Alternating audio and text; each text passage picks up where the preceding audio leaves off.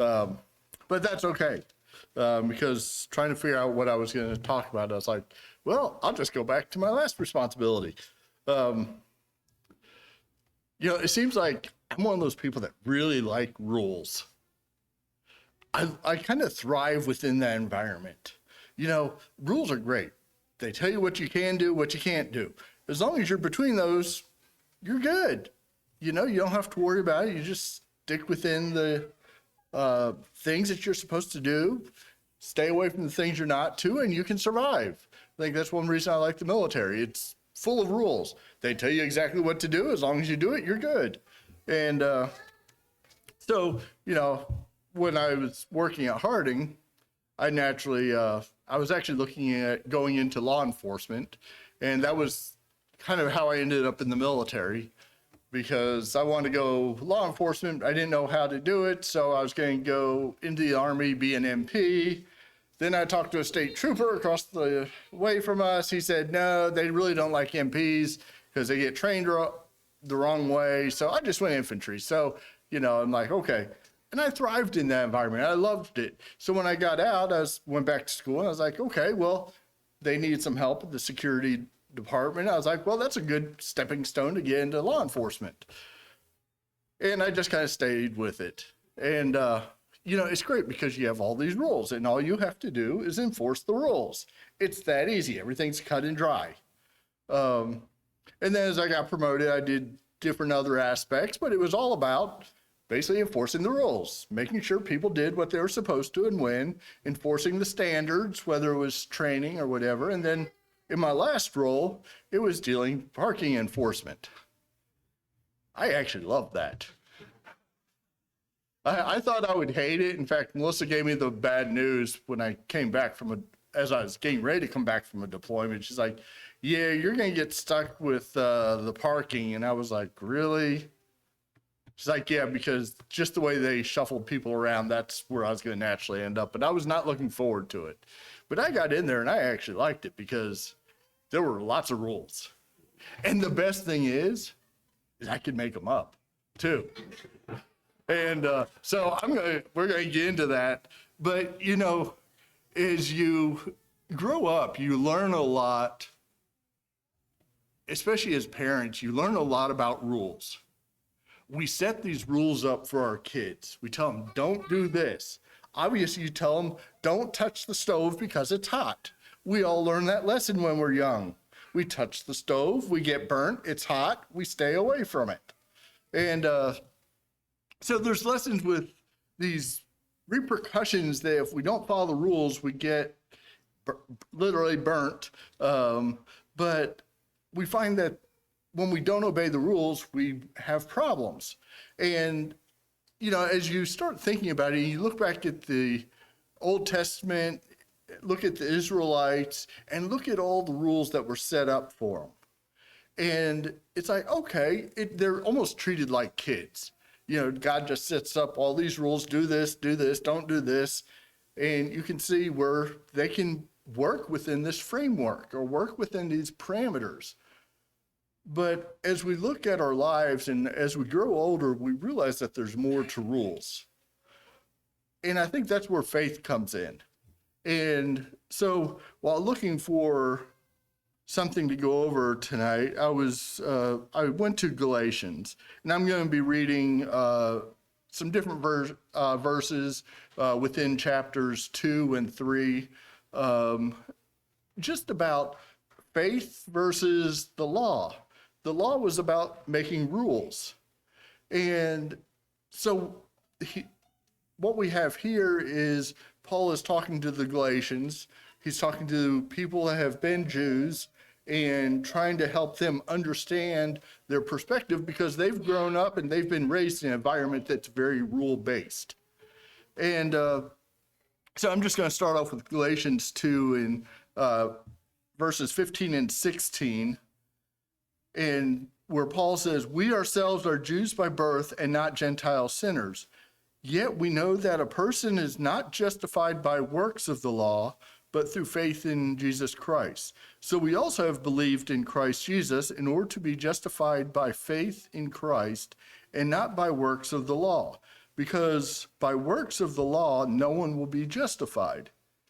And basically, like I said, what we start picking up from this is that the rules are set there to create boundaries for them to work within, for them to live and thrive and be God's people, kind of like in the Garden of Eden when God sets forth this whole area and says, this is all yours, but there's one rule. You can't go to this one tree. That's the only rule he set for them. But they have the freedom to operate or to live in this environment where they can do whatever they need to. Obviously, that does not last very long. We don't know how long it really lasted, but evidently it did not last very long because they didn't have kids yet when this took place. So we know that God has given them these rules that they can live in, and it makes it easier as we live our lives because we all remember when we were kids, doing those dot to dot drawings. It's so easy when you can go from one point to the next and you know exactly where to go, and everything turns out just fine when you do that. But if you're like me and had a bad habit of trying to assume we knew where I was going next, my pictures never quite turned out right, or I didn't see number 57 because it was way over there by 21 instead of down there by 56, something like that. You get kind of messed up and twisted around, and your picture, the result is not exactly what you expected. And but it does help to keep us out of trouble because we're told to do this, this, this, and this. But the question is, what do we really learn from it? We know that if we just do this, this, this, and this, we'll be okay. But are we really learning from it in our experiences? And, jumping down to chapter 3, verses 2 through 6, Paul again says, let me ask you only this. Did you receive the Spirit by works of the law or by hearing with faith? Are you so foolish? Having begun by the Spirit, are you now being perfected by the flesh? Did you suffer so many things in vain, if indeed it was in vain? Does he who supplies the Spirit to you and works miracles among you do so by works of the law or by hearing with faith, just as Abraham with faith believed God and it was counted to him as righteousness? And then I dropped down to verse 10 and I saw that and it's like, yep, I understand this. For all who rely on works of the law are under a curse. For it is written, cursed be everyone who does not abide by all things written in the book of the law and do them. And I was like, what in the world does that mean by cursed be the person? But then I realized every time that I set up a new rule for everyone to follow with parking, inevitably there was going to be an issue comes up. And instead of just saying, okay, well, we have this issue, I just need to take back the rule and maybe completely do something different. No, I make another rule to cover that situation. And then you find out that, well, there's another issue with it, so now I have to make another rule. And next thing you know, you've got so many rules that you have a hard time keeping track of them all. I understand that. I almost felt sorry for the students. Not quite. They never read the rules anyway, so, I know Trixie's over here probably laughing because she's seen some of it. Her particular area where she parked was bad for students parking in their spot. Just saying. But, we try to set the rules and you try to make it as logical as possible. But it seems like no matter what you did to create a situation that would make it much more clear and understanding, there's always something else that comes up and you have to add to it and you have to keep adding to it. And it becomes really a curse because you have to deal with so many different situations now. And then you have the students coming in complaining, and then you have to try to explain to them what's going on. And it really is a curse because it takes up a lot of time and effort. And As we look at it and we realize, and I try to get people to understand this, particularly students when they'd come in, that there's a reason that we do what we do. It doesn't have to do with the rules. It doesn't have to do with the specific parking regulations. It had to do with respect and other things, more things that we would consider that are more mature for someone. It's not just a matter of do this, don't do this. There's an understanding or a premise to why we do things.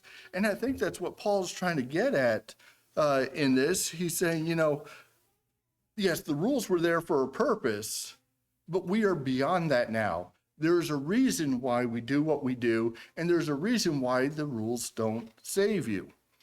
And reading in, just continuing down from 10, starting at verse 11. Now it is evident that no one is justified before God by the law, for the righteousness shall live by faith. But the law is not of faith, rather the ones who do them shall live by them. Christ redeemed us from the curse of the law by becoming a curse for us, for it is written, cursed is everyone who is hanged on the tree, so that in Christ Jesus the blessing of Abraham might come to the Gentiles, so we might receive the promised Spirit through faith. It's not just that Christ came, died. He took all those rules, that whole concept of the law, and said, we're done with this. There's a better way to do this. It's by faith that we live. And trying to focus on this and letting the Jews know at the time that it's not rule-based. And even growing up as a Christian, I thought, well, all I have to do is follow the rules.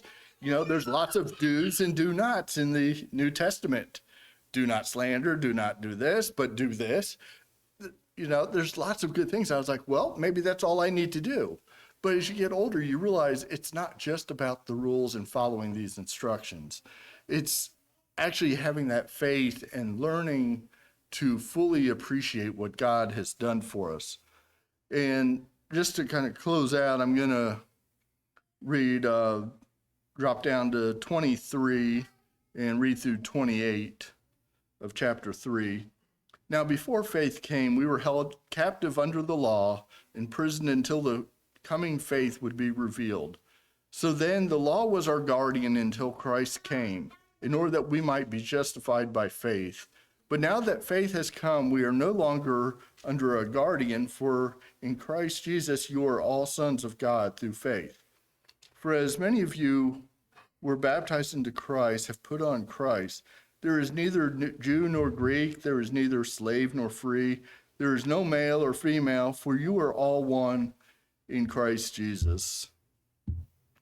And, it's so easy for them, and we see in the Bible the different testimonials of the Jewish leaders in the New Testament and how they try to keep the rules.